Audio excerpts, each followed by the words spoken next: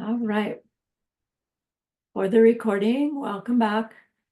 We are ACI Course 6, Class 9 on October 3rd, 2024. Let's gather our minds here as we usually do. Please bring your attention to your breath until you hear from me again.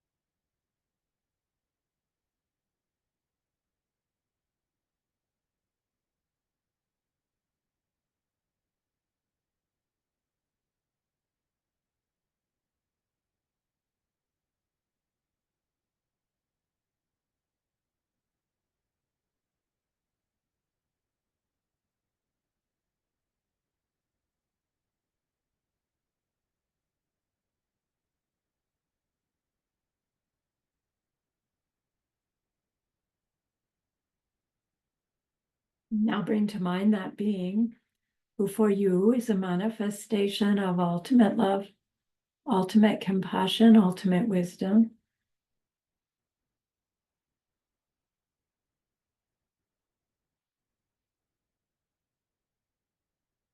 And see them there with you, just by way of your thinking of them.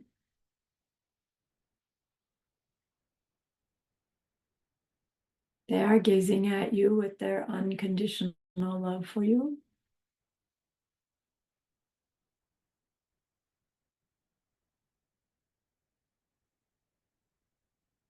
Smiling at you with their holy great compassion.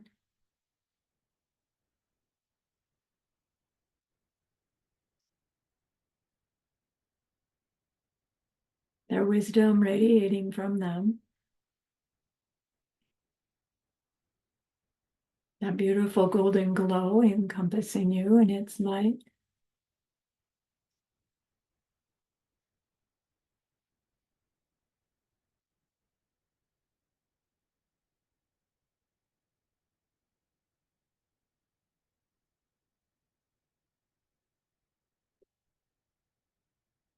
And then we hear them say,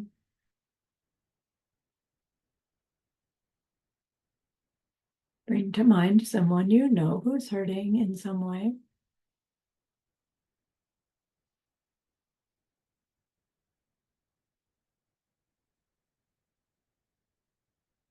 Feel how much you would like to be able to help them.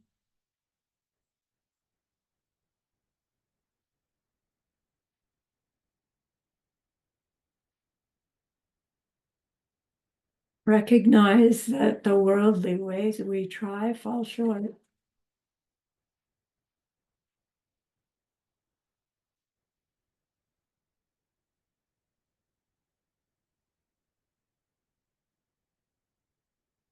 How wonderful it will be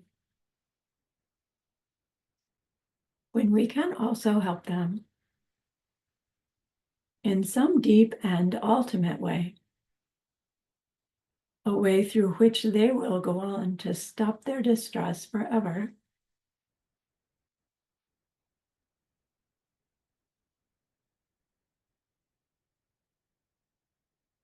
We're learning that that is possible. We're learning how it's possible.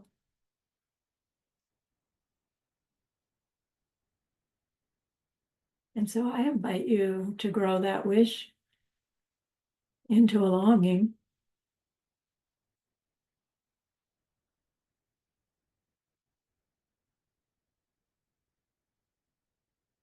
and that longing into an intention.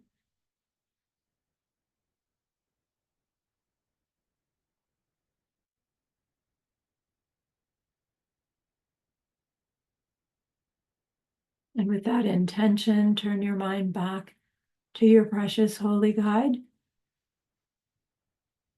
We know that they know what we need to know, what we need to learn yet, what we need to do yet to become one who can help this other in this deep and ultimate way. And so we ask them, please, please teach us that. And they are so happy that we've asked. Of course, they agree.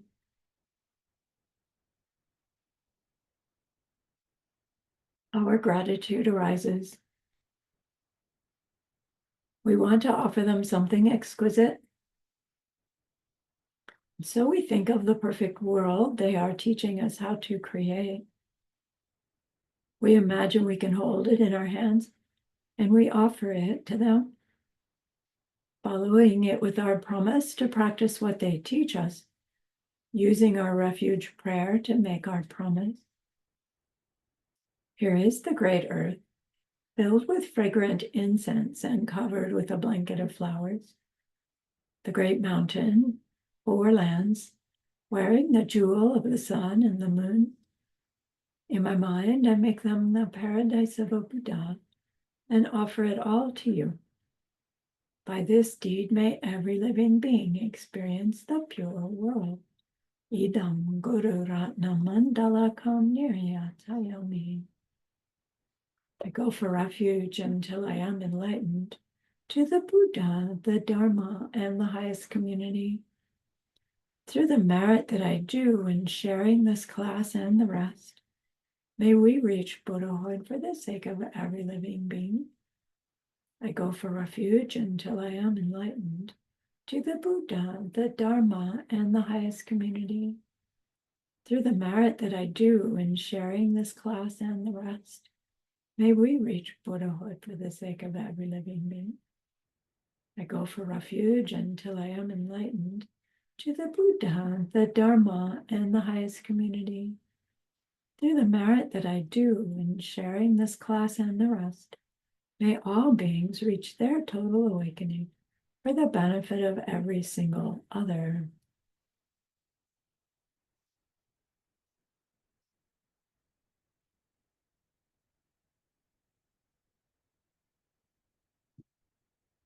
So why doesn't the truth of suffering exist in a Buddha paradise?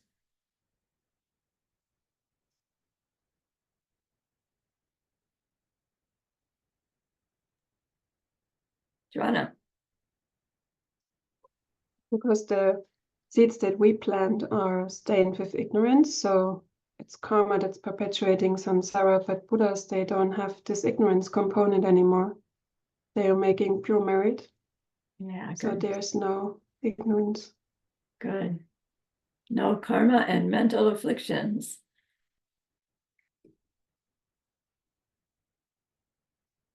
Then we learned about, like once we understand about karmic seeds and how they ripen into suffering and more suffering. And we realize that how we make those karmic seeds is by way of what we think, do, and say towards others. If we put 2 and 2 together, we think back and go, oh man, I've got some nasty seeds from being a 2-year-old and from being a teenager, just in this life, let alone every lifetime before that, where I still didn't know any better. Do I have to, am I doomed to have to experience the ripening of every single of those seeds? Or is there something we can do about it? There's something we can do about it, right? So your quiz question asks, what are those 4 forces of purification and what's their source? So all you had to do was list the name of them. Yeah, plus the source. So what's their source? Jetsun Kappa made them up, right? No. Buddha, I read Joanna's lips. The Sutra on the Four Forces or the Four Practices by Lord Buddha, which means 550 BC. These have been around for a while. Then the four forces of purification is the force of bleach, the force of vinegar, the force of hydrogen peroxide, and the force of soap and water, right? No, Claire says no, it's some other four. Who's going to say yes? Whoever says yes gets to answer. It's some other four, right? John, I saw you nod. You're up. What are the other four? So it's the foundation force to acknowledge common emptiness, then the force of regret, the force of restraint, not to do it anymore, and the antidote force to do something to make it up. Perfect. Thank you. Then the sutra said, the person who reads or studies this sutra will suffer intensely. Why is that? Like if they said that in the advertisement, would you have come to class? Yeah. What's special about Diamond Cutter Sutra?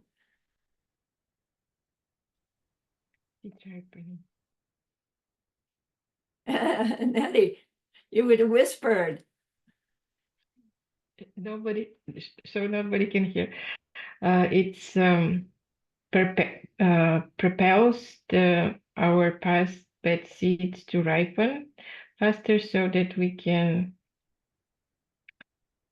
we can avoid going to the lower realms next time in the next life. But it says that it can only be, instead of going to the lower realms, we will have a headache. Why am I having more than a headache? Right. It isn't literal. You will just get headaches. Those bad seeds will ripen as something like a headache instead of a life in the hell realm. So, in Geshe-la's original teachings, he said he had one of the students there came in at one point and said, wow, Geshe-la, it's really true that this will make you suffer. That I was listening to the audio of class 6 in my car, and my car burst into flames. And I was able to jump out safely, but my car and the audio, melted. It just was destroyed. And they were like telling the story with great happiness. They weren't moaning. They were going, Geshe-la, my car caught on fire and was destroyed. And they were like, yay, because they caught this benefit of ripening an unpleasant, a flat out bad thing as less bad than it would have been if those seeds had been left in there for longer. So, even in this life, if there's seeds for something of theirs to get burnt up, could have been their house. If it was, a couple of years later, could have been their city. If it was a couple of years after that, right? It could have been a whole hell realm for a whole eons if it got left in there. So, Geshe-la is sharing the story because the person was so happy about it. Not just that it happened.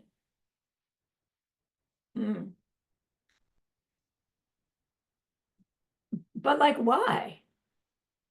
Why Diamond Cutter Sutra does that and not Pramanavartika, right? The logic texts, they're pretty virtuous too. But they don't advertise, you study this stuff, fasten your seatbelt. There's something about studying wisdom, emptiness, because studying wisdom is the strongest antidote. Like if you need to choose an antidote for bad karma, study, meditate on emptiness, teach somebody emptiness. Because it's the strongest thing that negates negative seeds, because it directly negates the ignorance that those seeds were planted with and so have. And our studying emptiness isn't strong enough to completely damage those seeds, but it's enough to shake them up a bit, like vibrate them. Somebody's after me, those seeds are going. And then it stirs the pot and up they go.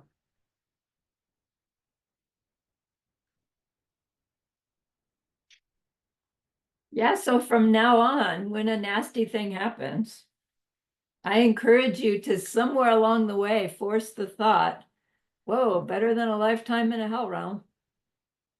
And then carry forth, continue whine and moan if you want, but make the statement, this could have been a whole lot worse. It shifts our interaction. All right, so we're on to class 9.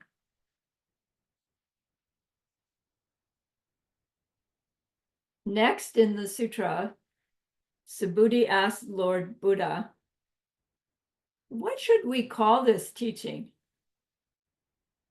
What should we call this sutra, right? It's not a sutra yet. Buddha's just teaching it. But Subhuti knows that it's going to go down in history and get written down, and it's going to be a book. My guess is he's thinking, when we want to hear this again, what should we ask for? And Buddha says, yeah, good question.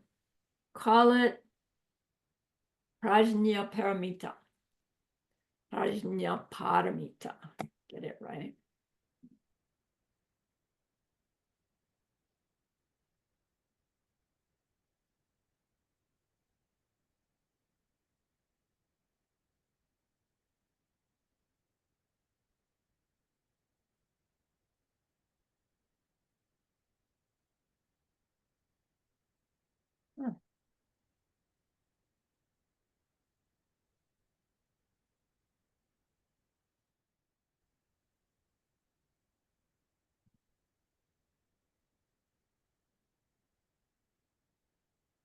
Prajnaparamita is the Sanskrit.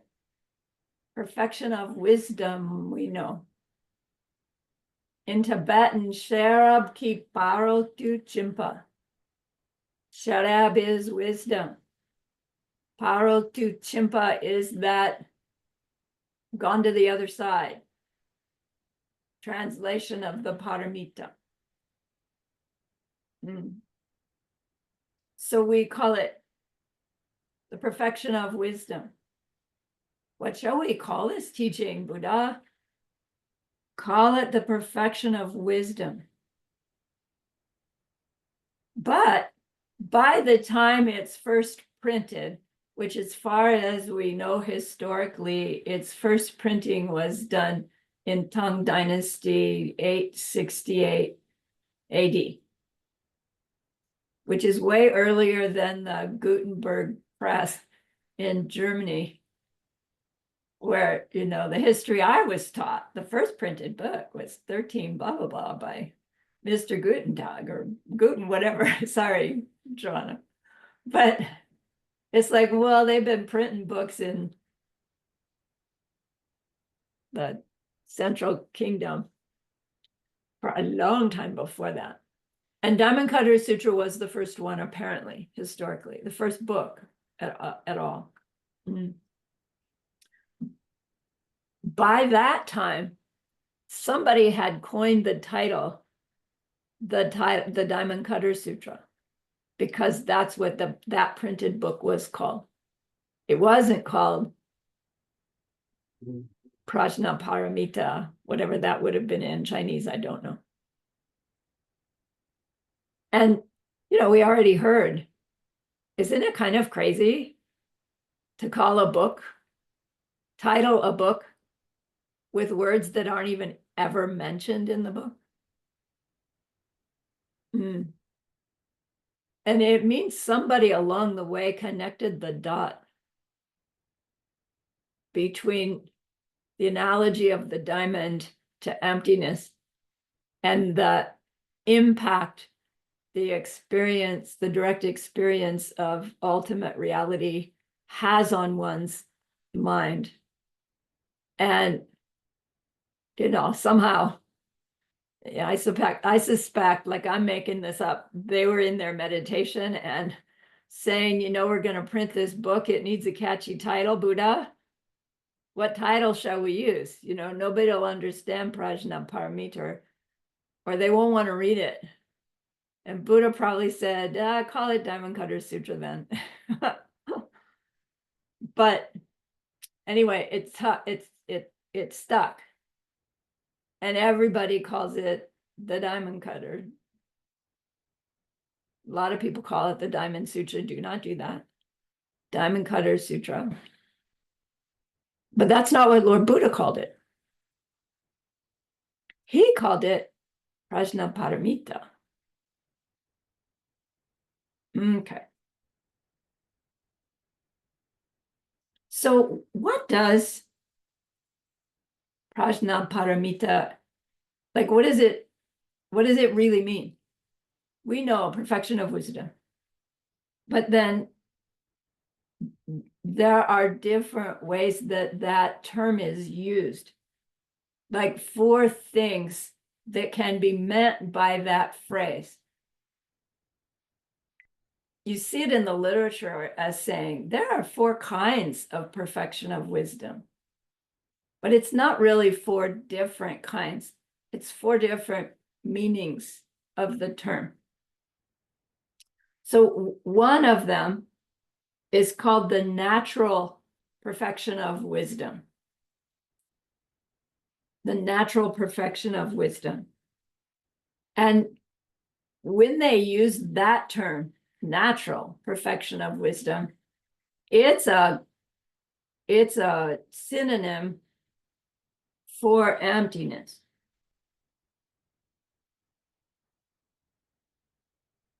The natural perfection of wisdom then is something that's not mental, not physical, and it has never inspired a negative state of mind ever in someone who's experiencing it directly. And they say there's nothing else you can say about it, but they go on to say quite a bit more. So what Geshe was trying to describe was that when they use the term natural perfection of wisdom, they're talking about ultimate reality, the no self nature of all existing things or any existing thing. That ultimate reality is uncaused, unchanging, unproduced, doesn't fluctuate. It's a sheer absence of self-nature.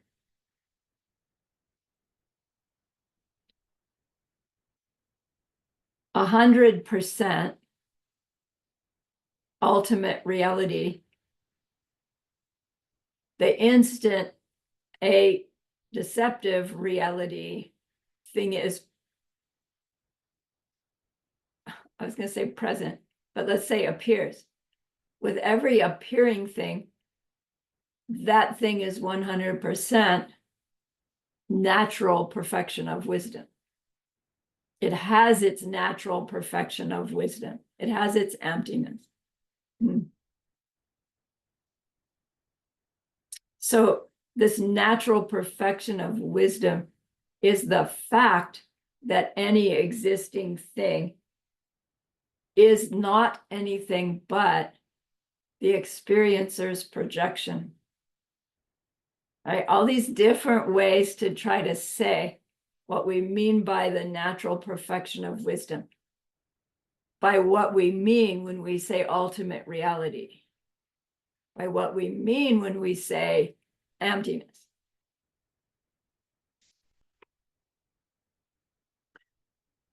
Another thing that is meant by perfection of wisdom is called the textural perfection of wisdom, TEXTURAL, textural. It's a weird word, meaning the texts, the written books, the audios, the videos, the verbal teachings, the collection of sutras and commentaries that present unerringly the Mahayana path.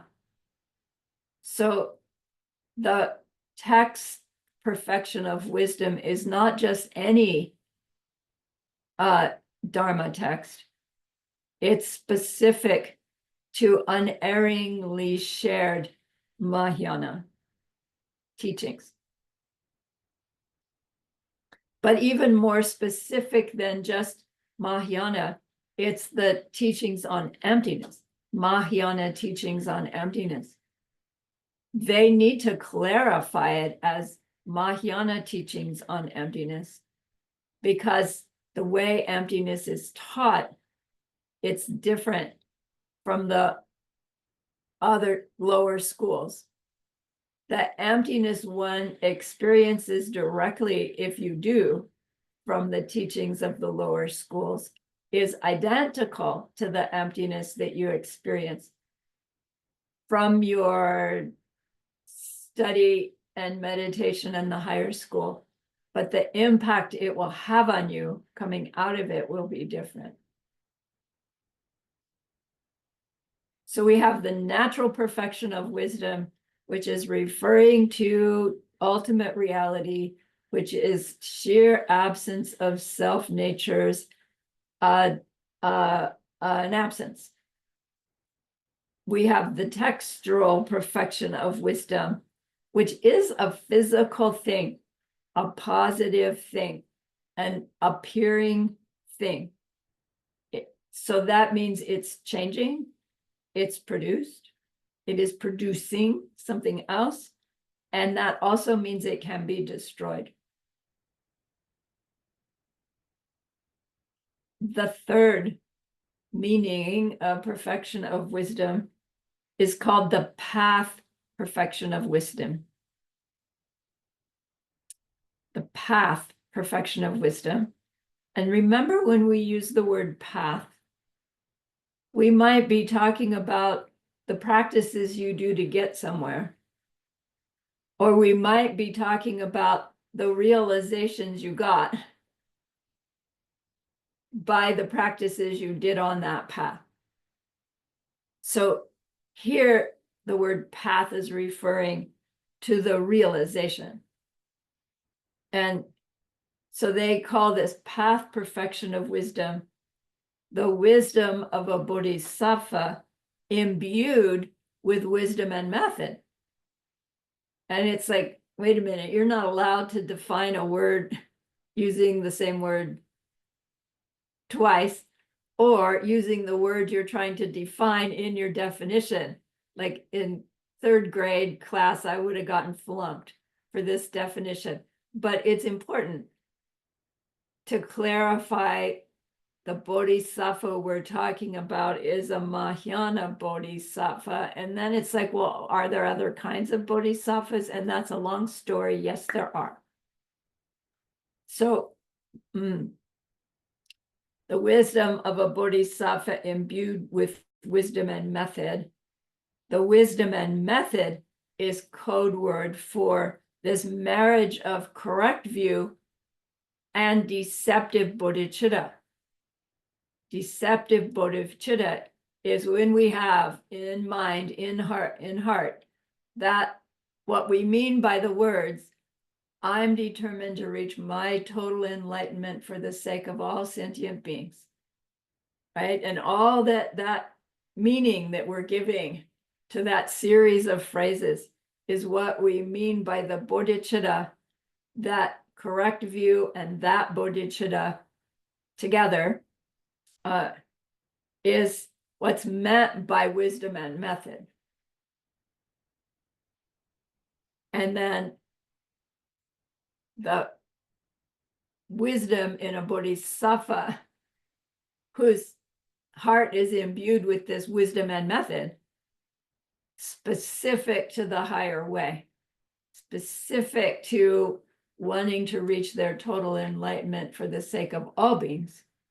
That state of mind is what is being called the path perfection of wisdom. So that's a state of mind. It's a mental state. So it's a positive thing. And so it's a changing thing. Moment by moment, changing.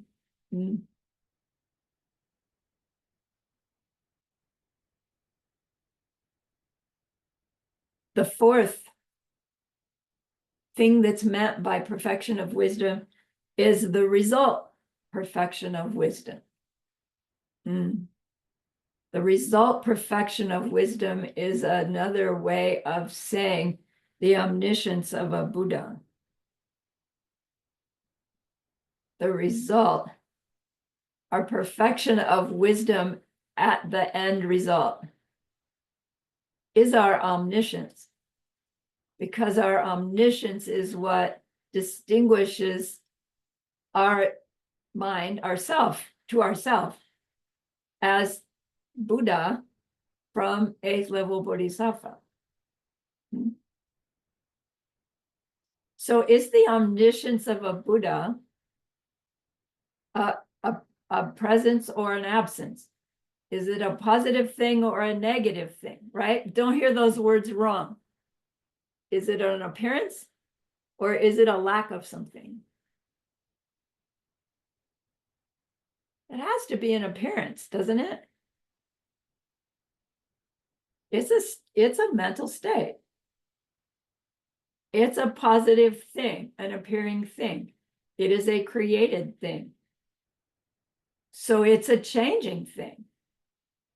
How can you be perceiving all existing things in all times at the same time and their emptiness and be changing? Aren't you seeing it all at once? Aren't you seeing it all at once, all at once? All at once? Again and again and again? And it's like, seems like it, but it's happening moment by moment. That mind is still changing moment by moment.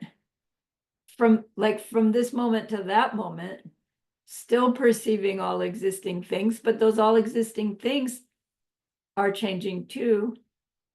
It's hard, right? We think, oh yeah, omniscience, we understand.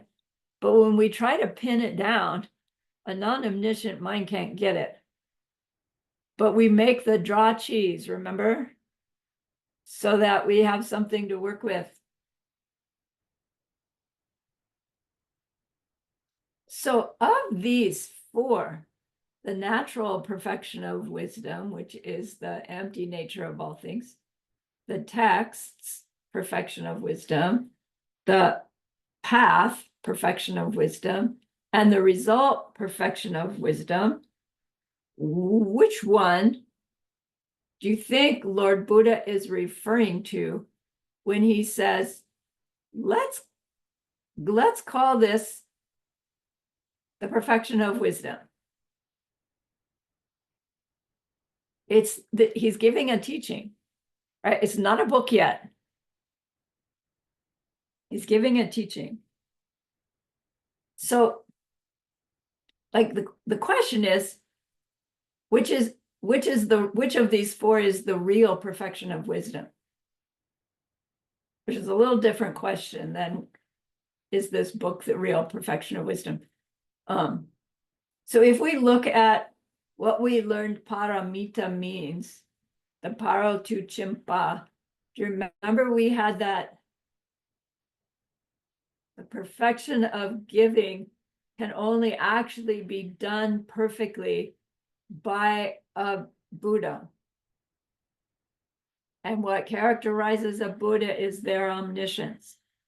So we could say that the perfection of giving can only be done by someone who is omniscient, which means by someone who's already gotten to the other side.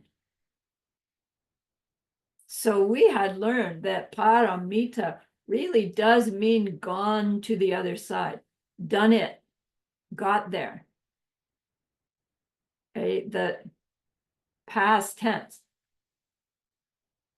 But then we're learning, oh, we have the practice of the 6 perfections that we do, on our way to our Buddhahood. And those practice of the 6 perfections is what's going to get me gone to the other side. So we call them doing the 6 perfections, but then we learn technically we're not doing the 6 perfections. We're practicing them as perfectionizers to plant the seeds that can grow into the ripening of our gone to the other side, reached our Buddhahood from the results of the merit that we make from doing the practices as perfectionizers. And then we learned, technically, you're not doing those deeds as perfectionizers until after you've had the direct perception of emptiness with bodhicitta in your heart.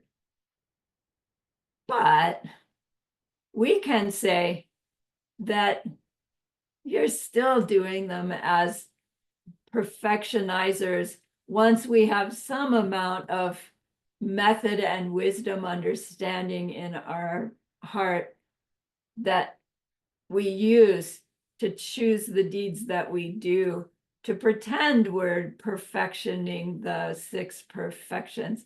And those seeds will push us towards our direct perception so that then we can do those same deeds as perfectionizers so that we can get to the place where we actually do them as perfections, do them perfectly. When we are Buddhas, doing our 6 perfections. So again, we don't reach Buddhahood and quit giving, moral disciplining, not getting angry, joyous efforting. We continue to do that stuff. And of course, we're so good at it by then, and we're having so much fun doing it by then, that it just, right, it's spontaneous, that we're still doing the 6 perfections as our Buddha. So, prajnaparamita means gone to the other side of that wisdom, done it. In which case, which of these 4 is the perfection of wisdom that we're talking about? Yeah, it has to be the 4th one, the omniscience of our future Buddha is the perfection of wisdom that this teaching is teaching us to reach. Do the other 3 not matter? No, not at all. The natural perfection of wisdom is like a necessary component, bless you, of all the others, including our omniscience. But it is not what's meant by the perfection of wisdom in the sense of what we're studying. Okay. So the real perfection of wisdom is that omniscience of Buddha.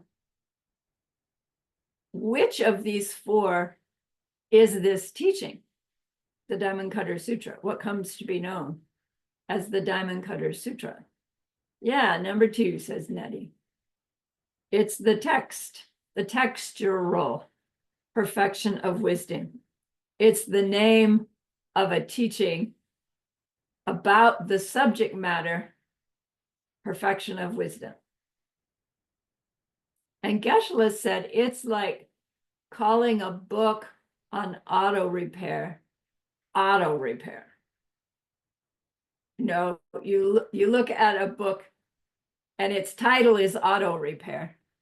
You automatically know it's a book about how to fix a car. It's not your car fixed, right? Between those 2 cover pages, all I have to do is buy this book and my car will be fixed. To think of this sutra as the wisdom is as silly as thinking of the book called Auto Repair as auto repair. It's a book about it. Geshe-la took a long time to describe that.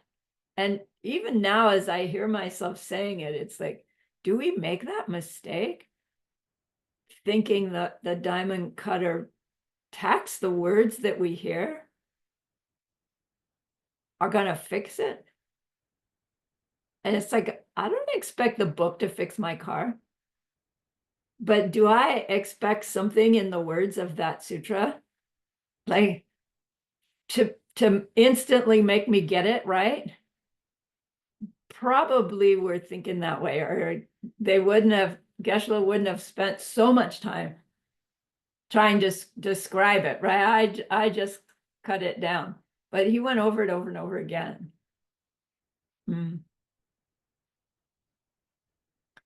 So what should we call this teaching? Asks Subhuti. And Lord Buddha says, call it the perfection of wisdom. And then he says to Subhuti, but Subhuti, does this perfection of wisdom exist? And what do you think Subhuti's going to say?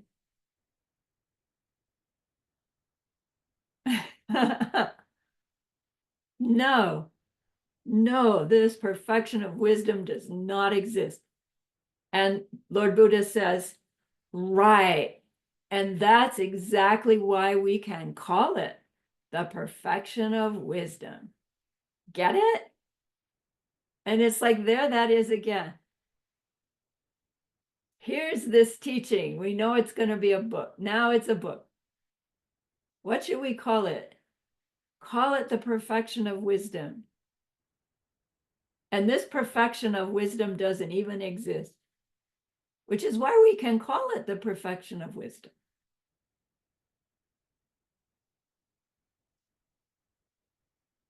When he says, that's why we can call it the perfection of wisdom, it doesn't just mean the words can come out of our mouth and land on the thing. It means that's why it can be the perfection of wisdom teachings, because it's coming out of our seed ripenings as that for us.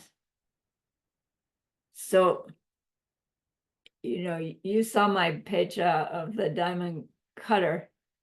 If I laid that on the picnic table in the circle park of my community and somebody saw it there, would they go, oh, wow, Diamond Cutter Sutra, the key to the end of all suffering?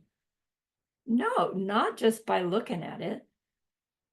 They would have to read the words, right? No, not just by reading the words either. Because in there are words like, what do we call this sutra? Perfection of wisdom. Does it exist? No. Right. So we can call it the perfection of wisdom, yeah? Okay, let's move on. Well, what is this then, if it doesn't exist? What did we just title the perfection of wisdom if it doesn't exist, Lord Buddha?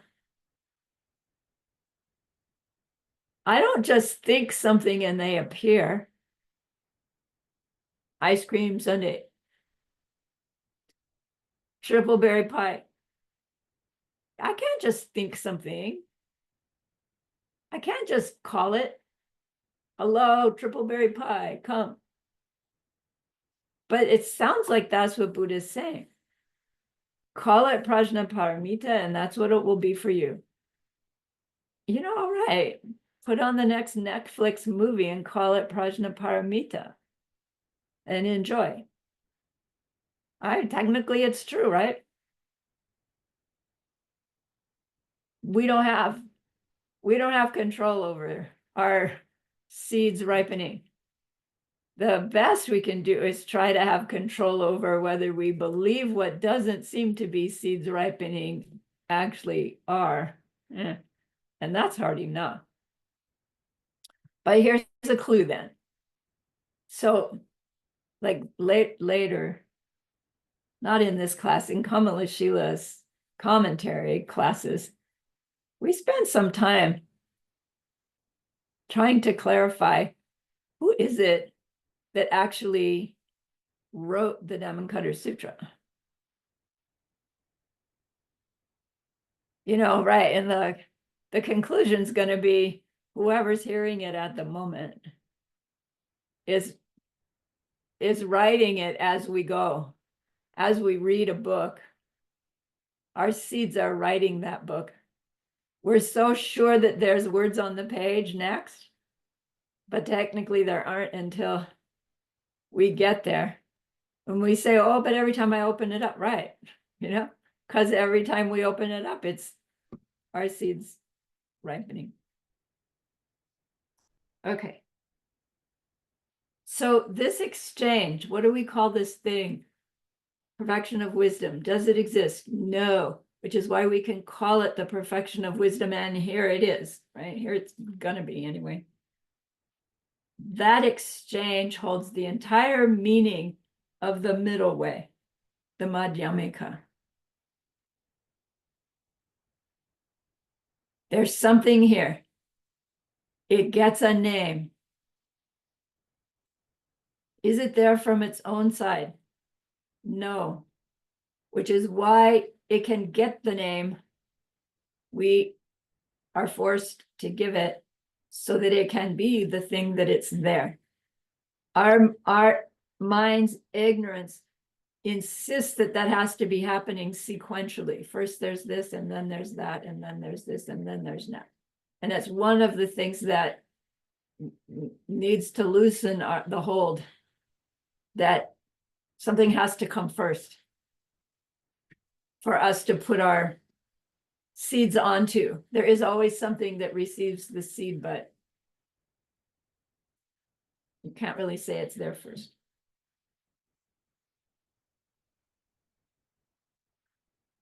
So middle way, Madhyamika, is literally referring to a path, a walking path that's going along the edge of a mountain, where on either side of the path is a really steep, deep cliff. So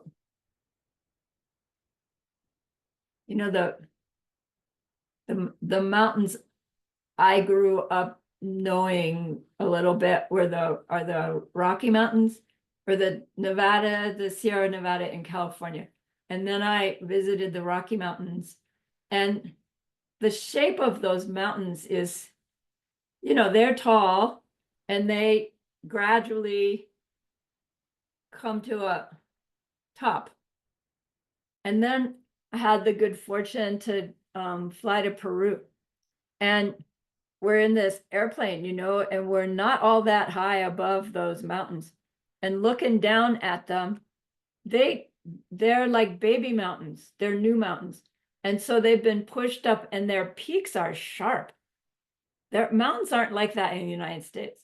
I guess they're older and their peaks are rounded, but those peaks are sharp. And it's like, if you tried to walk along them from the airplane, it looked like you couldn't walk along the edge of those mountains because they're just too narrow, too sharp. But this is talking about a sharp peak like that, but not that goes like this, but goes like this. And you're up here and you're trying to walk along this edge. And if you drop off this side, you don't just stumble and fall like you, or the other side. You're going to be really careful walking along this razor's edge mountain path. That's what middle way is talking about. Like that kind of danger, that kind of attention necessary to keep from falling off one side or the other. And it doesn't usually come across, right? We go, oh, middle way. Yeah, I'm on the middle way. And we see the pictures, you know, this pretty road with the trees all lined, you know, and there's just water or something on either side. It doesn't give us enough motivation, right? Attention, intensity that Madhyamaka is really meant to convey for us. So there comes this idea of the ta. So now we're switching back to Tibetan. Ta here, just ta, not yuta or meta. Ta means an extreme. And they're using it as the idea of the extreme fall, right? The extreme danger that if you fall off one side or you fall off the other, we're talking about an extreme. Middle way is walking this fine line between these two extremes, the extreme of yuta and the extreme of meta. Yuta means the extreme of things existing in the way they seem to. And meta is the extreme of things not existing at all. And the connotation isn't just that if we're holding to either one of these extremes, we stumble off the path. It's that holding to either one of these extremes is the equivalent of falling off that cliff into this free fall, which in this life, a human life, would mean, well, that's the end of this life. But in this connotation, the end of this life is a minor bad result. The big bad result of having either one of these extremes happening is that we fall off our connection to truth. So they say we don't just damage this life, but we damage our, like, many, many lives worth of effort to reach truth, I guess. So it's not just be afraid for your life, be afraid for losing your worldview. It's like, wait, but I don't have worldview yet. I'm just trying to grow it. Well, we have seeds for it, or we wouldn't be trying to grow it. And that's why we're on this path, or hopefully getting close. And it makes it even more dangerous to allow ourselves to slip to either extreme. But it's like, but I'm having those extremes all the time. The key is how we react to the situation once we recognize, oh, I'm in the extreme of blaming them for that. I'm not going to fall off that cliff. Like, I'm teetering when I recognize it, but I'm going to pull myself back and stop that blaming and do the opposite. Versus the other, right, extreme of, if it doesn't exist like that, it doesn't exist at all, we'll get there, right? That one. Okay. Okay. So y means exist. So Utah is the existence extreme. So this means the belief that everything exists in just the way they look to us to exist.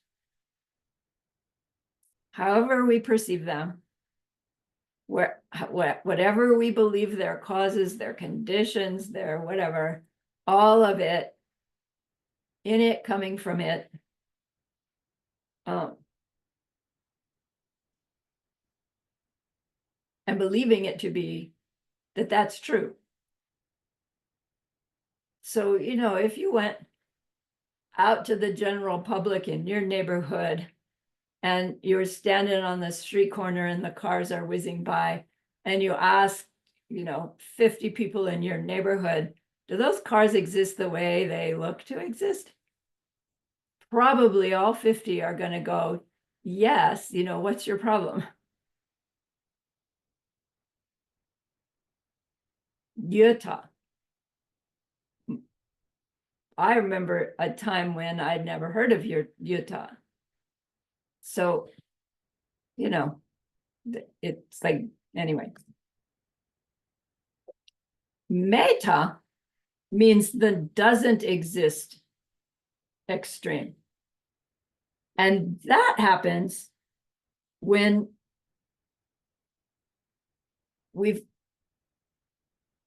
heard something about emptiness, the empty nature of something, and the explanation has been incomplete, or we have misunderstood, and we come to the conclusion that, well, you know, if things don't exist the way they appear to me, if they're just projections out of my mind, well, then they don't exist at all. If they don't exist the way I think, then they don't exist at all. An incomplete and incorrect emptiness explanation would take us there. But so would a misunderstood, they're just our projections teaching. Because, I don't know, I still hear that word, just projections, and it makes it sound like, you know, I'm just rolling the movie camera. When in fact, just projections, when we understand it correctly, is like, oh, right? That's real. Projections are real. But before we get to that realization, oh, projections are real, we have this, they're nothing but projection. Whoops. All right, so Geshe-la says you really aren't at risk to fall off this cliff because we're getting good explanations of emptiness and behavior. We understand the connection. Like, I maintain that we do teeter on that cliff every time we hear it's nothing but projections, and our mind automatically has this, oh, then it's not real. And then we go, oh, no, it is real. So I maintain that that cliff is more dangerous than our Holy Lama says that it is. And not that I'm contradicting, I'm just saying explore it yourself. The ramification of, if things don't exist the way I thought, then they don't exist at all, would mean then it doesn't matter what I do. Just like in a dream. You're in a dream, you're doing stuff in your dream. Maybe you did bad stuff in the dream, and then you wake up thinking, I did that bad. Oh, no, it was just a dream. Technically, we do make karmic seeds in our dreams, but you know, if you don't know that, you wake up from the dream and it's like, phew, no bad thing done. No bad thing done to me. Same with the movie, right? We're in the movie, you know, yucky stuff's happening. If it gets too bad, you just turn the movie off. And it's done. So meta state of mind concludes, well, then my behavior doesn't matter. Morality doesn't matter. Nothing really matters. I might as well, you know, eat chocolate and sleep all day because just nothing's real. So who cares? Dangerous, dangerous conclusion. We don't die from that, but we certainly make terrible seeds in our mind by living from that, don't we? Which is worse than falling off a cliff and dying, is the point of this idea of falling. Because we're making seeds for lesser rebirths, and that's the fall. When we're holding to either one of these extreme views.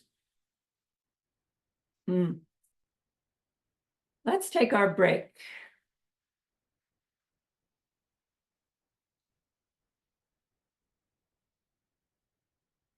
I'm pausing the recording.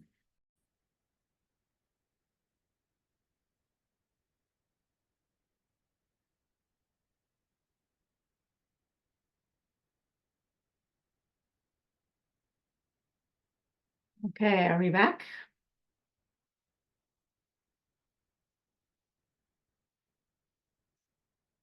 So when we use the word ta, the extreme, the cliff edge, it's referring to the truth of the statement. So the yuta is referring to the truth of the statement that things exist the way that they appear. But here's the confusing thing that isn't true.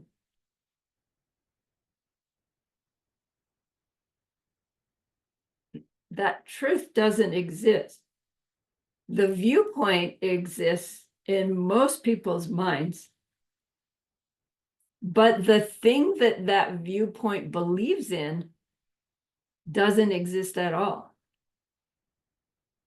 The belief in that things exist the way they appear is the belief in things having their own natures, things being self-existent, self-identifying.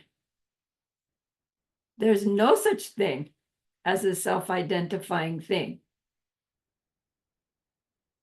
But when we say the yuta is that things exist in the way that they appear, we're holding that things have their own natures. The way they appear to us seem to have their own natures in them from them.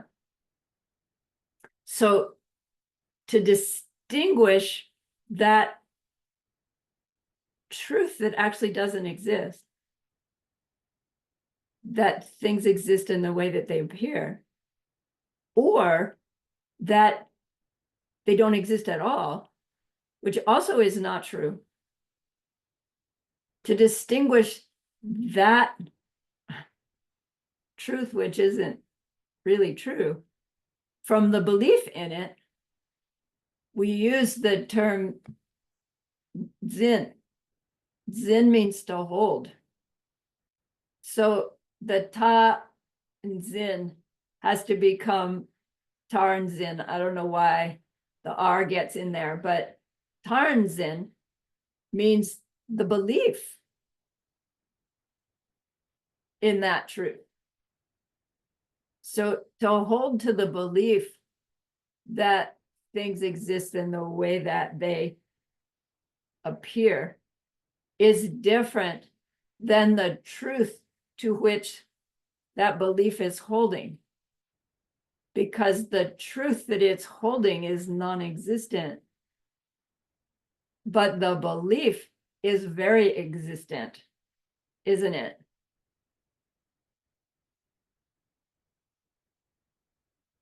Geshe-la said, it's like saying the sky is green. We can say it.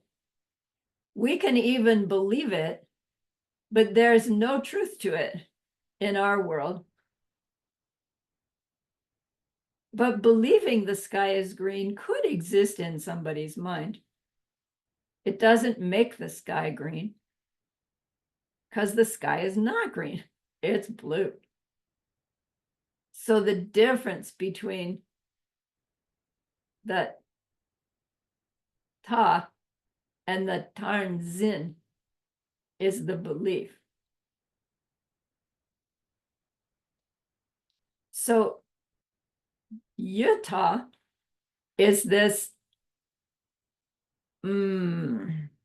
that the truth that things exist in the way that they appear.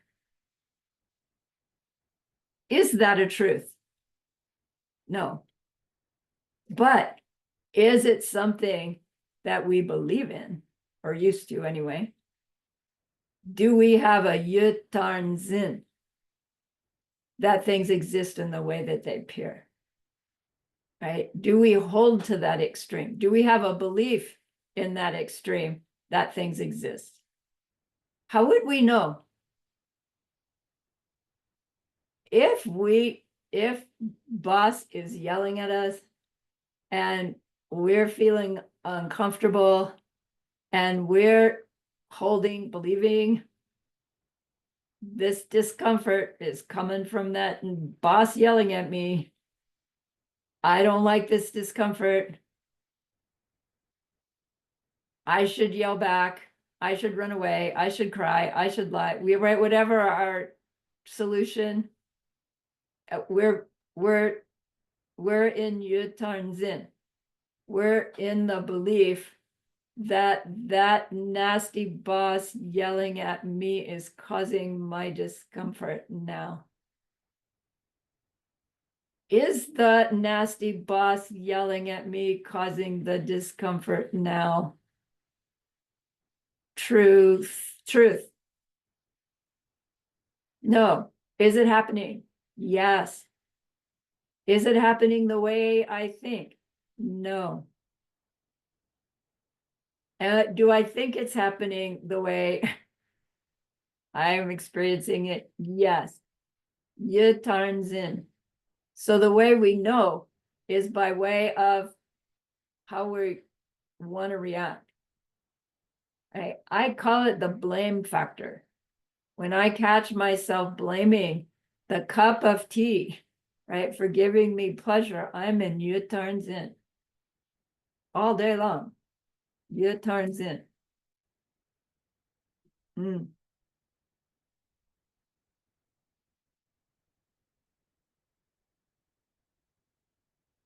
Does the yelling boss who's causing my discomfort exist? No. I am having the experience, yelling boss causing discomfort. I am having that experience. But the one I believe that's causing that experience is not the one that's there. My yutarn zin is sure that it is. I'm believing in something that doesn't exist. See, it's slippery because it doesn't mean I'm believing in something that's not there at all. I'm believing in something that's in fact impossible. Okay.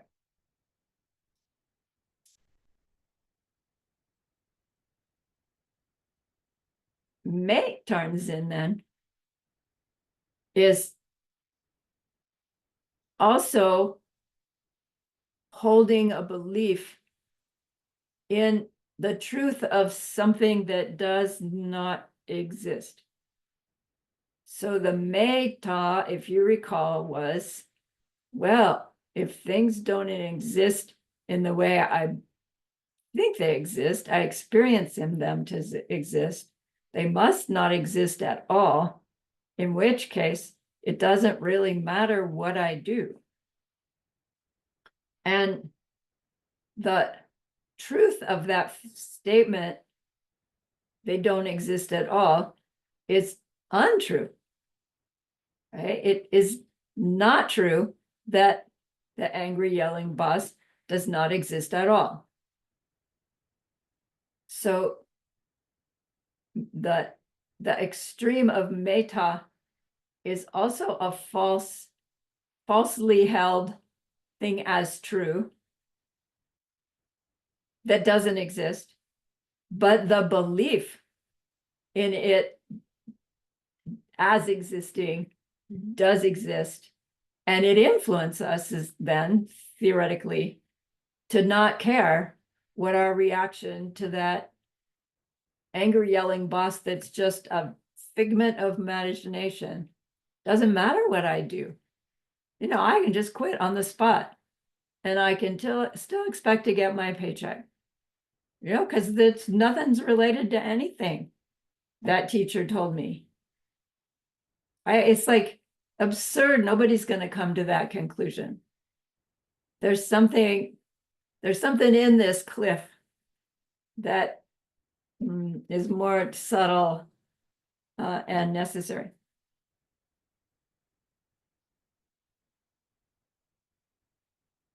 So with Meitanzin, a little harder to catch ourselves getting close to that edge, because the way I just described it sounds so absurd. But when I described it as that reaction to the idea, this is nothing but projections, and then thinking, oh, so the angry yelling boss isn't really real, we might still choose a different reaction to this angry boss who's not real. But our conclusion that they're not real leads us in the wrong frame of mind as we plant our seeds with that angry boss. Because now it's like we're just interacting with imaginary things. And those are not healthy seeds to be planting. You know, just figment of my imagination. If that idea leads you to be more kind and more compassionate, it will be useful.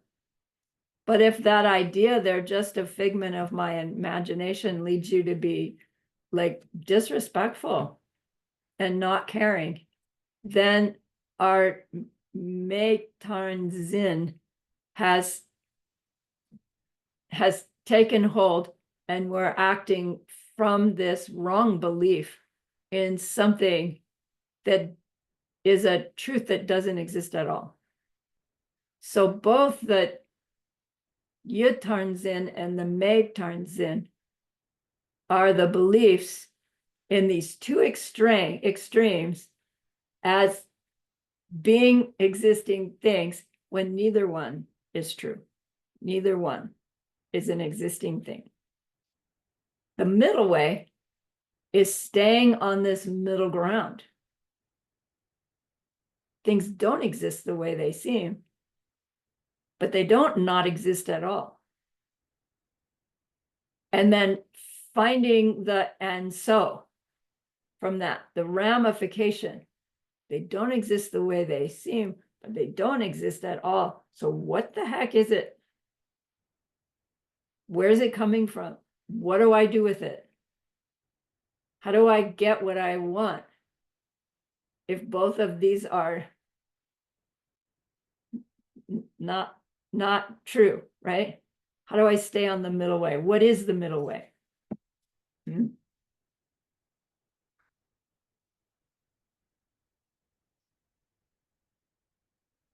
Okay. So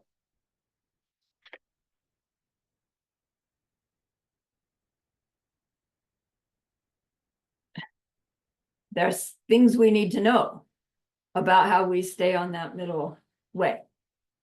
And one of those topics of consideration is called takta.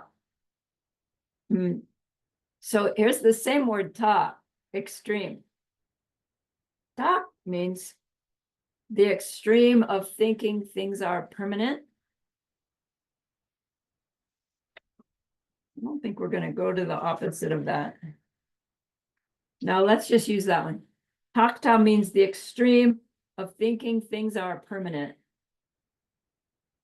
We've done classes before that talked about changing and not unchanging, and the difference between something that's an existing thing that's eternal and an existing thing that's permanent. And that permanent and eternal are different ideas. You can have something that's changing and eternal, but not permanent because it's changing.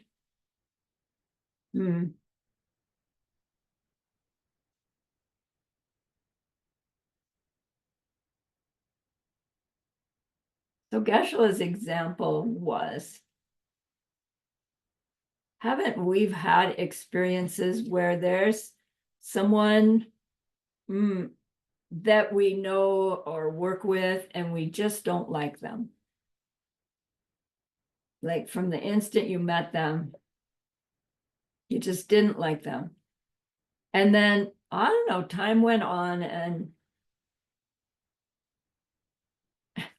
it seemed that they were changing. And now you find, I can't imagine I didn't like that person. We get along great now. We're good friends. That person must have changed, right?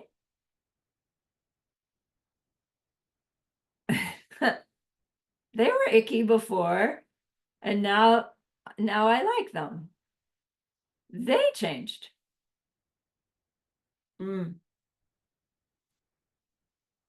But what really changed, right? We all know the punchline.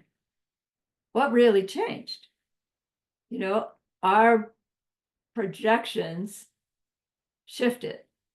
What makes our projections? Our previously planted karmic seeds. So seeds were ripening them as jerk. Seeds now ripening them as friend.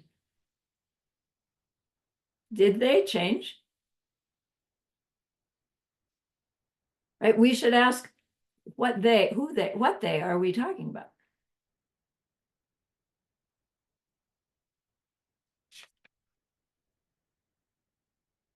If we want to get rid of the jerks in our life, what should we do?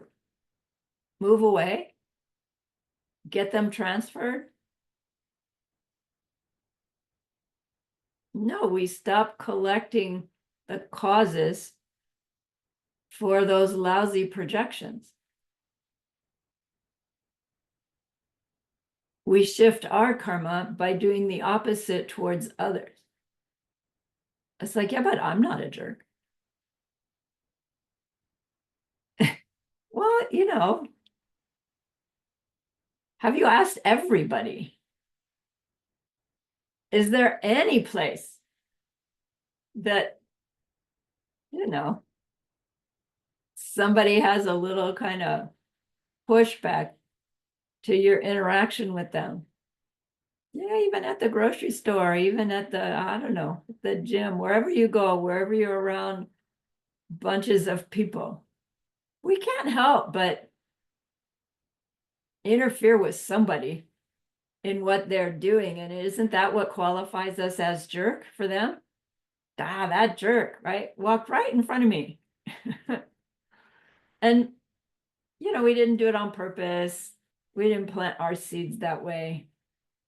But how many times do we go through it? That jerk did that. Wait a minute. That's just ripening and planting new jerk seeds. So if we really, really wanted to change, the people around us, we work on ourselves, not on them.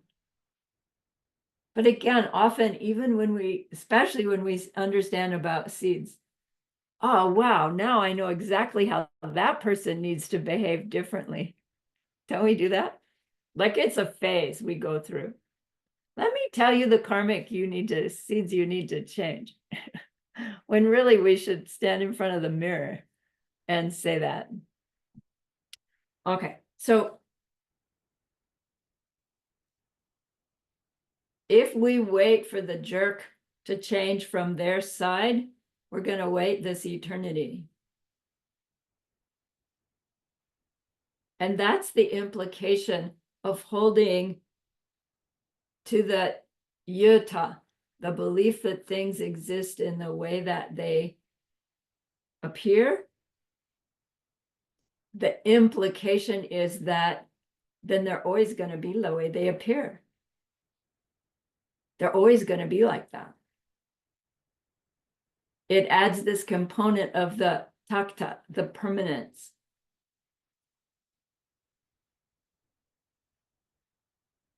If things come from their own side, it means they exist independent of any other factor. Most importantly, they exist independent of the experiencer's experience of them. So when I say it like that, assuming you all own a car, if not, use your computer. Does your car exist independent of your experience of your car? Is your car sitting in the parking lot right now? I think so, right? Last I saw it, it was there. I expect it to be there, right? I'm holding this view that thing, my car, has an independent existence from me. But you see, when we say it this way, it's just absurd, isn't it? Does my car exist independent of being my car? Sure, the dog down the street doesn't know it's my car, but he urinates on the tires. It's not my car, independent of my experience of my car. So that means it's not there until I'm there experiencing it, right? No, because my thinking of it right now is a way of my experiencing it. I have a Dunchi, my car, out in the carport right now because it was there last time I saw it an hour ago. Like all of that hyphenated into one ripening thing. Why am I going there?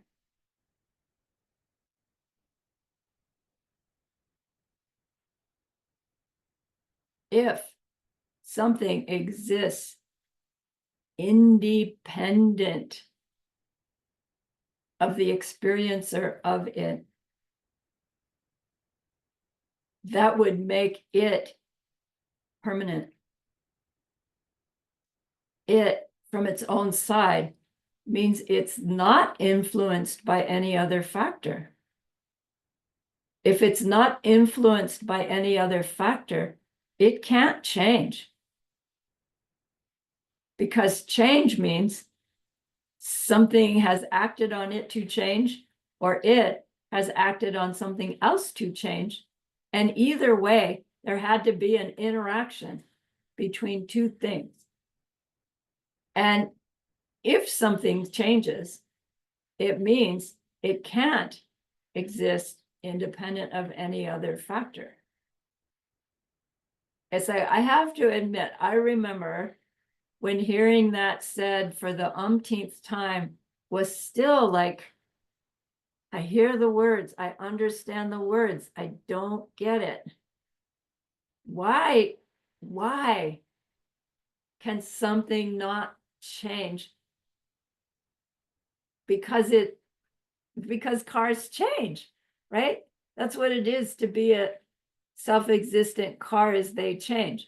And that's just impossible for those two things to be true. And now, many years contemplation, sharing, explaining, talking to myself later, it's like, how could I have missed it for so long? But so the reason I'm bringing that up is like, I'm seeing faces going, what is she talking about? I just don't get it. Don't feel bad. Right? Let it go in, let it percolate, do your homework, do your quiz, think about it. Take classes over and over and over again and let it percolate. Don't feel like you have to understand it perfectly at course 6. Okay.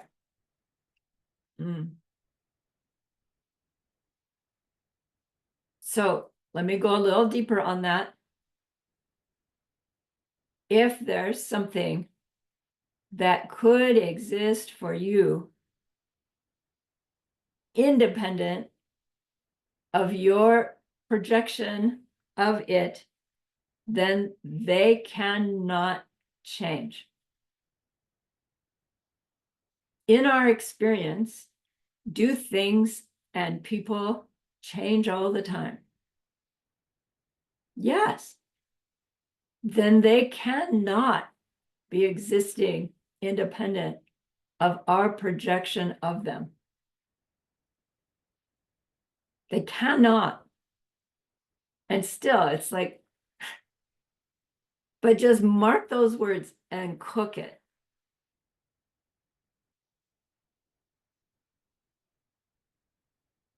If the way I perceive somebody does not depend upon the way I perceive them, then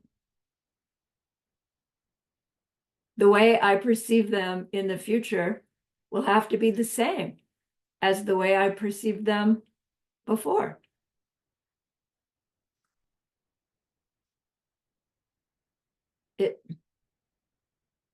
It's not consistent with experience. And we say, yes, it is experience. It is. People change all the time and they exist in them, from them. And it's like, those two are opposite. They're opposite statements. You can't have them happening at the same time. All right. So we're trying to make this case for things appear to be out there the way that they appear, but they can't be. But it's not that they're not out there at all. It's not that even though things are empty, they exist. And it's also, let me rephrase that. It is because things are empty of their own nature in them, from them, things can exist and do exist in the way that I am forced to experience them by the results of my own mental seeds.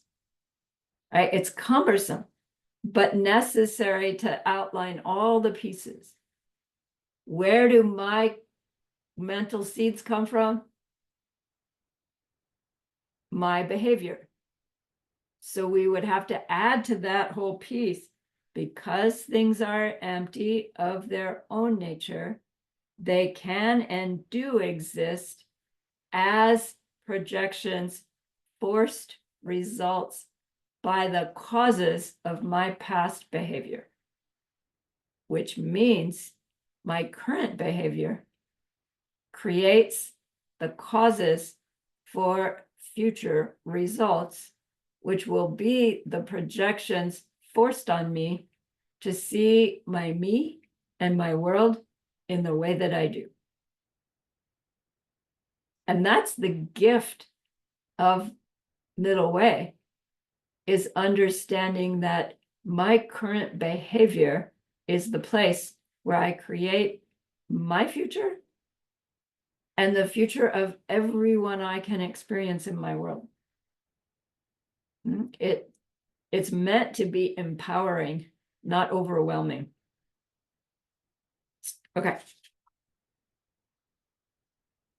So then, if we want to be happy, because things are empty, and so therefore, the results of our own past behaviors, we therefore want to do behaviors that will make the mental seeds that will force the projections of happy me, pleasant world, happy me. What behaviors are those? We call them morality, avoiding harming others, being kind, doing both with the wish to reach total enlightenment for the sake of all others in mind as we do the not harming and the helping.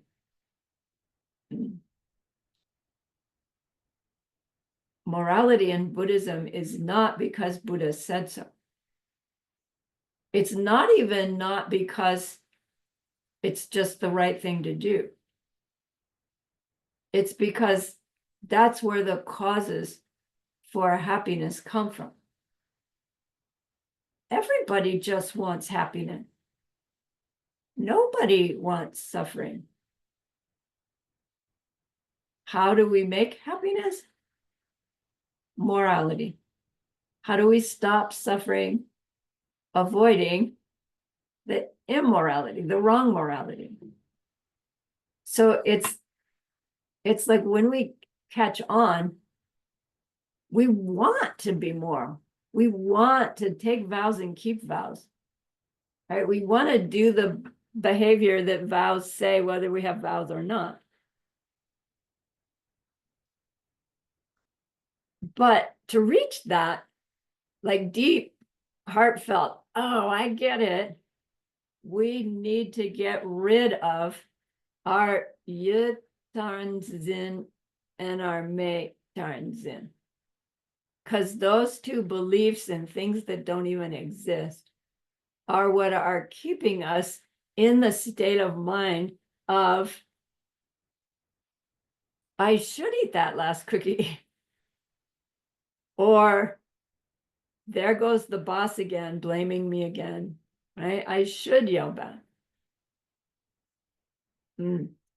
So how do we get rid of Yutarnzin and Meitarnzin? How do we get rid of this belief in these two extremes?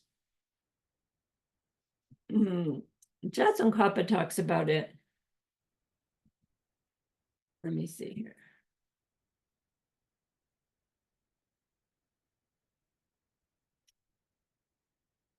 Talks about it in the three principal paths. Some of us studied that together. Do you remember way back when?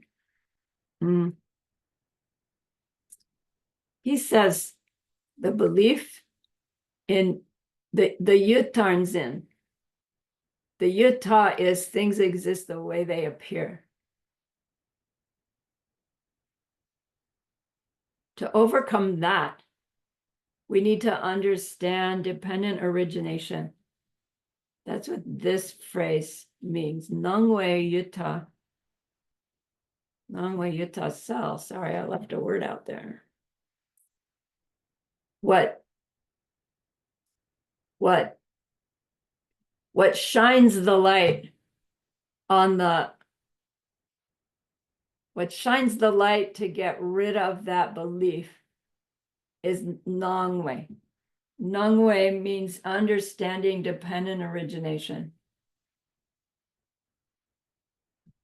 Understanding how projections work.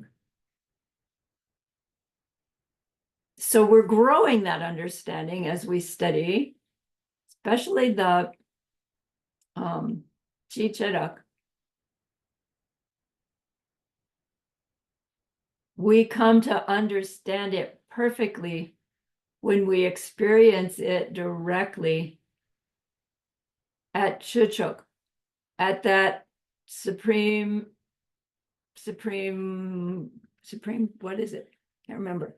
The supreme, the supreme of our samsara is to see the seeds coming out and making the image the full on idealization of the pot on stove.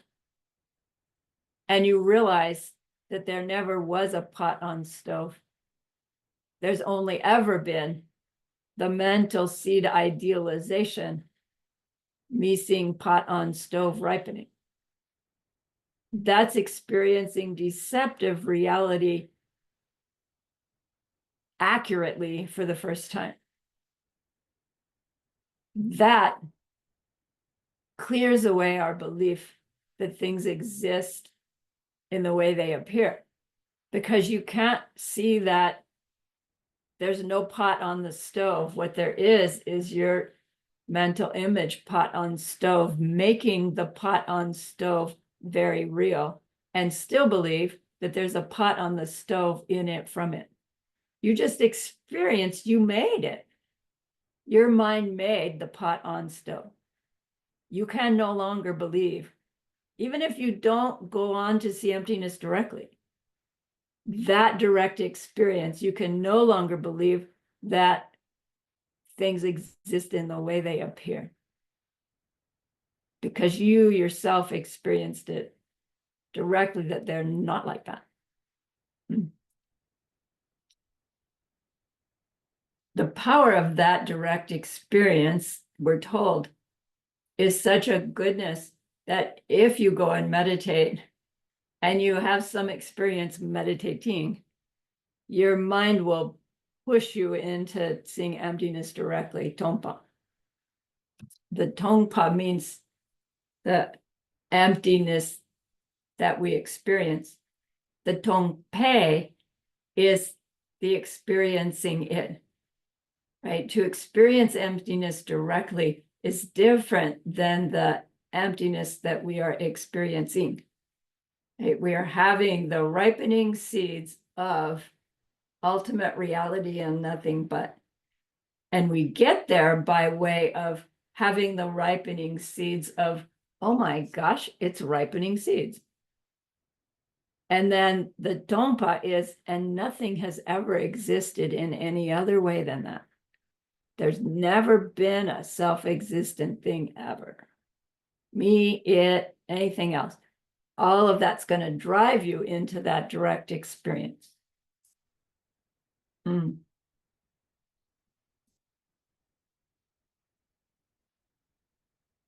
When we come to understand how our mind is making projections constantly,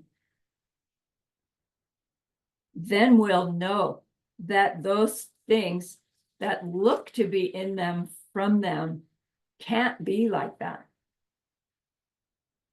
You know that they're really your own mental images, perfect idealizations of things, moment by moment by moment.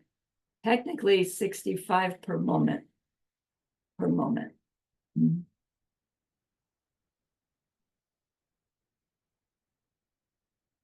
So then you can never believe the things that look like they're coming from their own side really are.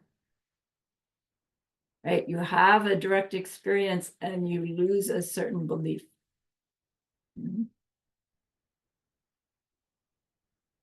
So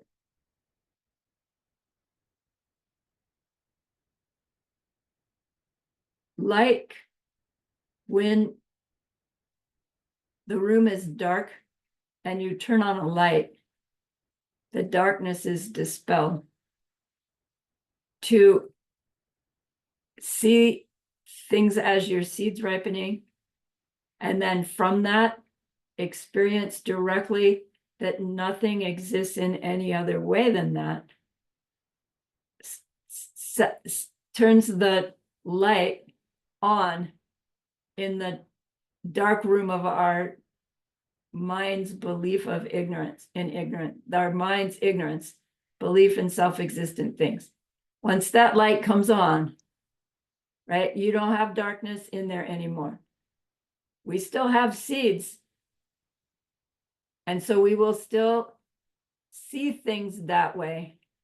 But with the light on, there's no belief in them anymore.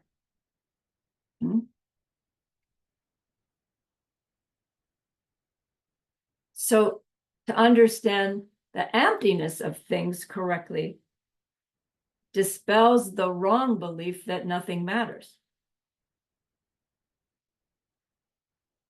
It reveals how things do exist.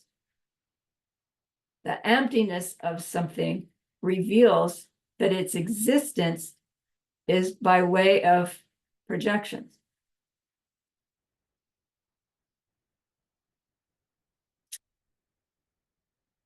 In the three principal paths, there was that verse where Jetson Kappa says, he's describing how emptiness and dependent origination are truth. And he says, in addition, the appearance prevents the existence extreme, and emptiness that of non-existence. And if you see how emptiness shows in cause and effect, you will never be stolen off by extreme views, the two cliffs. And it seems backwards.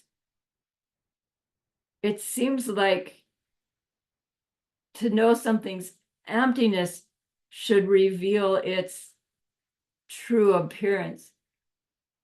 And to see its dependent origination should reveal how it's not non-existent. And yet it's the other way around. And again, it's one of those things that takes cooking. And one day you'll be reading that and go, oh, understand perfectly what he was trying to say. It's one of those beautiful verses.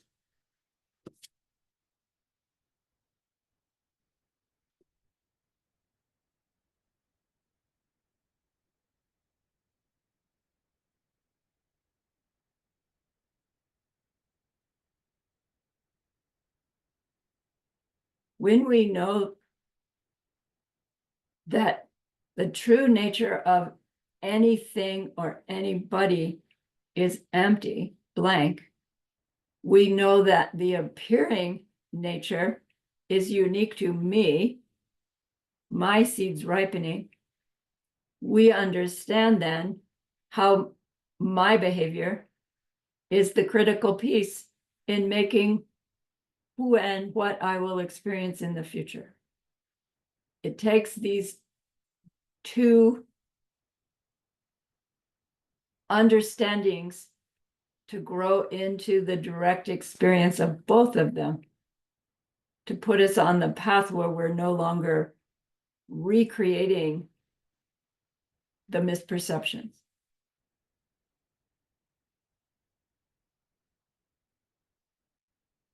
We can walk along that path, intellectually working with our growing understanding, and already be choosing our behaviors according to the guidelines we're given. And once that goodness ripens as our direct perception of these two truths,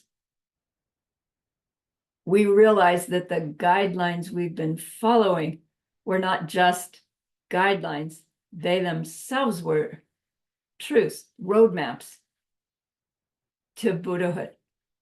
And our ability to use them as guidelines for our behavior goes much deeper. Once they're inner driven instead of the authority figure told me to do it.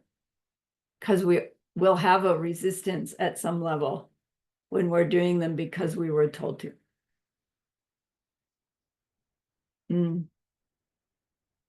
Geshe-la talked about an active truth. I'm not sure why it came up here. But he says we can do this thing called an active truth. We learn it, I think, more later if we haven't already. When you do an active truth, you make this statement.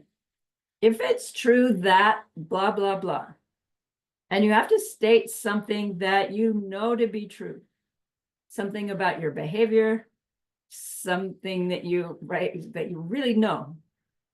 And then if that's true, blah, blah, blah, then may such and such occur. So you're trying to get something to happen. And this act of truth is like talking to your refrigerator consciousness in the form of the whole universe. If it's true that,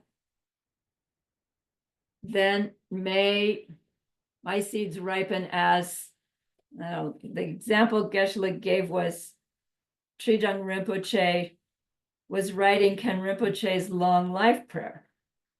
And at the end of it, Trijang Rinpoche writes a act of truth. You know, if what I've said about Ken Rinpoche is true, then may you, Ken Rinpoche, live forever.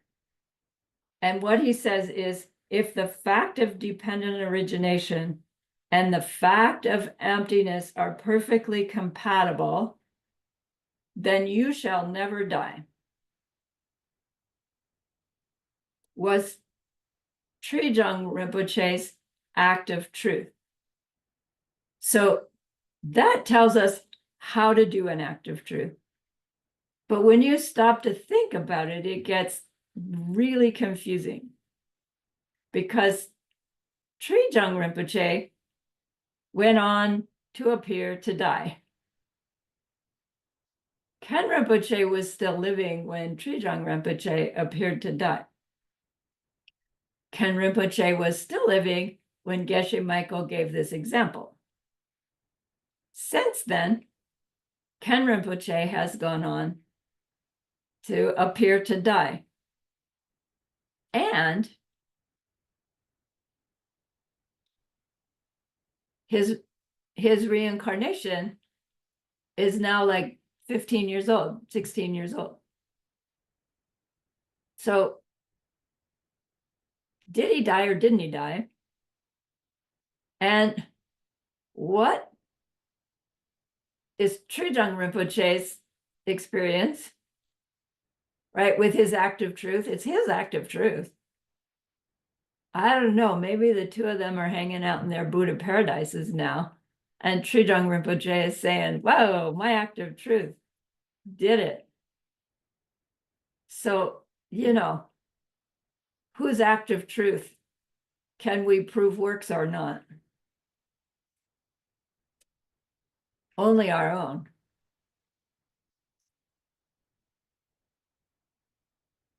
Okay. So lastly, there's this thing called the Four Great Facts.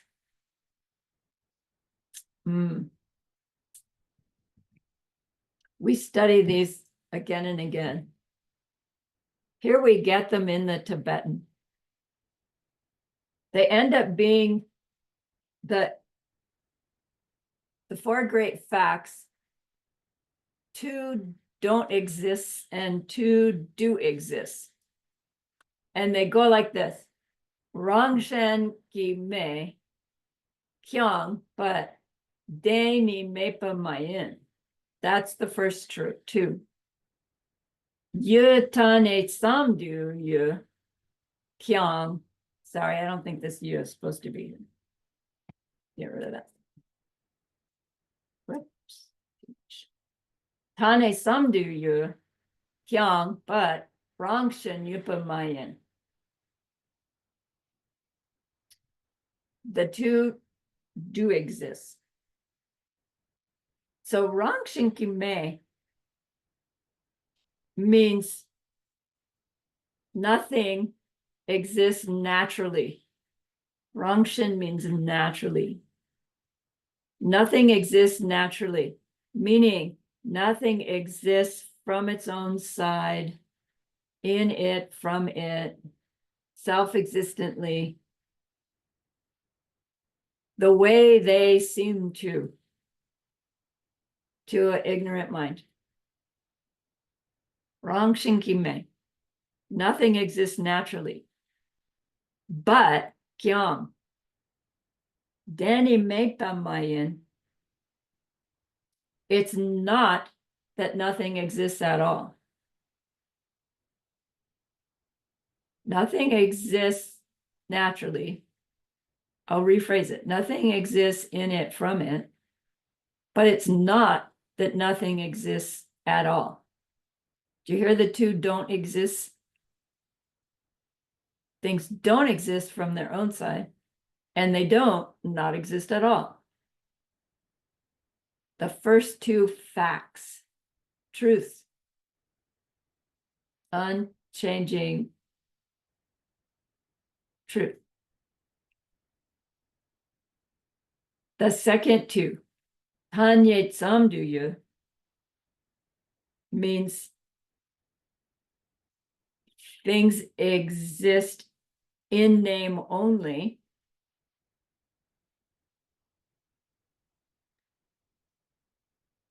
Kyang, but Rongshin Yu Meipayin, same Rongshin, naturally.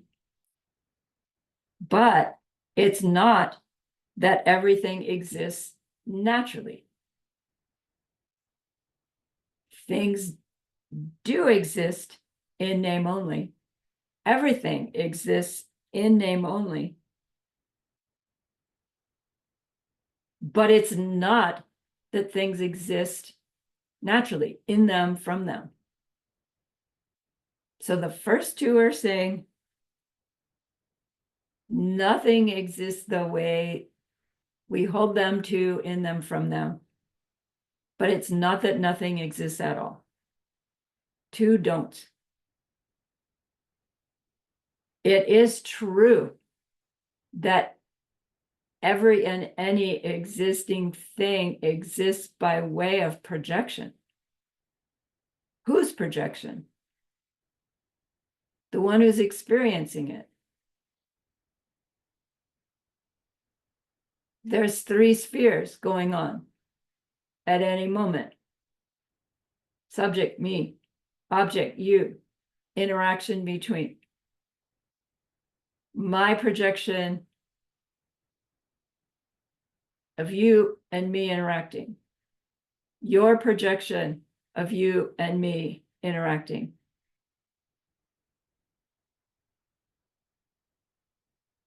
I don't exist in me, from me. You don't exist in you, from you. The interaction between us doesn't exist in it, from it. But it's not that me and you don't exist at all. Me exists, part of the projection. You exist, part of the projection. Interaction between us, part of the projection. Unique to me, unique to me, unique to me, unique to me. And that makes everything that I experience exist in the way that I experience them. But it's not that they exist independent of that. The two do exist. They do exist as projections. And so they really exist. They don't exist in the way they appear, but they don't not exist at all. They do exist as my projections, and they are existing without their own nature, because they can't have a own nature and be my projection, right? Being able to hold those two don'ts and two do's is walking the middle way. It will keep us off both of those over the cliffs of things do so exist the way they seem. And it'll keep us off the cliff of, if they're just my projections, they're just made up, and fantasy doesn't matter what I do. They don't exist naturally. They do exist by my projection. And they don't exist any other way than that, but they don't not exist at all. Got it? Middle way. Class 9. Well done. Cook it. Truly. So remember that person we wanted to be able to help.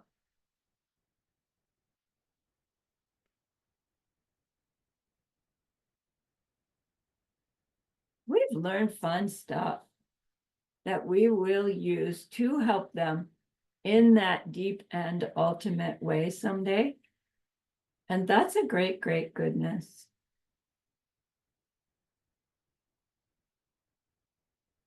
We will change them by changing us, by changing how we interact with them, which is what will change us, which will change them. And there's no other way to do it. And so be happy with yourself.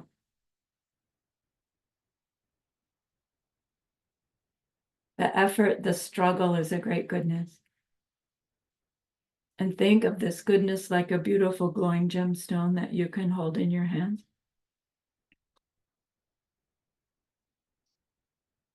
Recall your own precious holy guide. See how happy they are with you.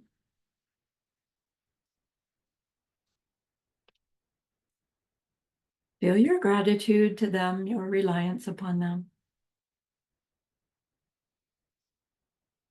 Ask them to please, please stay close, to continue to guide you, inspire you, help you, and then offer them this gemstone of goodness. See them accept it and bless it, and they carry it with them right back into your heart. See them there, feel them there. Their love, their compassion, their wisdom. It feels so good. We want to keep it forever. And so we know to share it by the power of the goodness that we've just done. May all beings complete the collection of merit and wisdom, and thus gain the two ultimate bodies that merit and wisdom make. So use those 3 long exhales to share this goodness with that one person, to share it with everyone you love, to share it with every being you've ever seen or heard of. See them all filled with wisdom, filled with loving kindness. And may it be so.